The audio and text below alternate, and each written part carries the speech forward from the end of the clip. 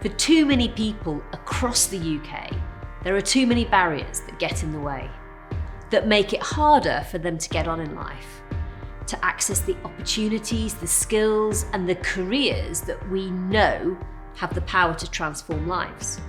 It's that simple fact that has driven our work on the Levelling Up goals, bringing together Britain's brightest and best private and public sector leaders to identify and begin to break down those barriers. That's what the Levelling Up Goals architecture is all about. The Levelling Up Goals architecture is setting the standard on the social aspect of ESG. It's been adopted by organisations including Amazon, UK Power Networks, BP, Sodexo, Pennon Group, Adecco, the BBC, Direct Line Group, Cisco, Shoesmiths, NHS Trusts, and 15 UK universities, amongst others. Through the Social Mobility Pledge, a coalition of businesses, NHS trusts, councils, and universities who are committed to driving levelling up on the ground, that we first developed the Levelling Up Goals. It's also when I had my first discussions with Colin Passmore and Sarah Clover on how the law sector could continue to go even further in its leadership on this agenda.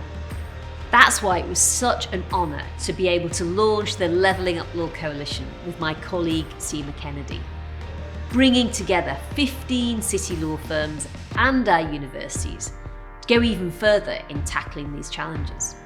And it's been such an honour for me because it's my own story too. As some people might know, my mother's from an Irish family and my dad's from Iran. We had to flee that country when his business was seized by the government during the revolution, and I grew up in the beautiful town of Blackburn in Lancashire. Leaving university, I thought I wanted to be a solicitor. I got through the door and made my way into a city office that felt a world away from where I'd grown up. I worked hard, I enjoyed the work, especially the pro bono, but I never really felt like I fitted in. Maybe my face didn't fit, maybe it was just a culture clash, but in the end, I left to pursue a different career. That was a long time ago, and since then, incredible progress has been made, with those members of the Levelling Up Law Coalition often having led the way on making the profession a more welcoming and inclusive place. That's why I am so excited to be joining Justine to launch our first Levelling Up Law Action Plan. It brings together the pioneering best practice of our coalition of firms and sets out the challenges we will go on to consider in the next phase of our work.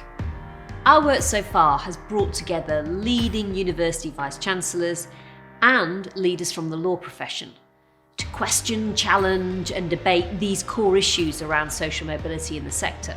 Not just about getting into the law sector, but also being able to get on in it as well and have a career. At times, those conversations haven't always been easy. In fact, it's a testament to everyone involved in this work that the tough issues have been out in the open. Any organisation having complex debates on social mobility or diversity and inclusion should be having exactly those kinds of challenging conversations. And it shows how some organisations are ready to challenge themselves. That's what those involved in the Levelling Law Project have done. And that's what real leadership is all about. By setting the bar higher, it can really challenge everyone in the law sector to take next steps too. So this report marks a key milestone in the journey of the Levelling Up Law Coalition. Now we're moving into our impact phase, with Seema and the team working with our wider purpose coalition across the public and private sectors on those practical and policy solutions. They can make sure that the firms in our law coalition continue to lead the way on opening up the sector to the widest possible talent, using the Levelling Up Goals architecture. And it's work we've already started.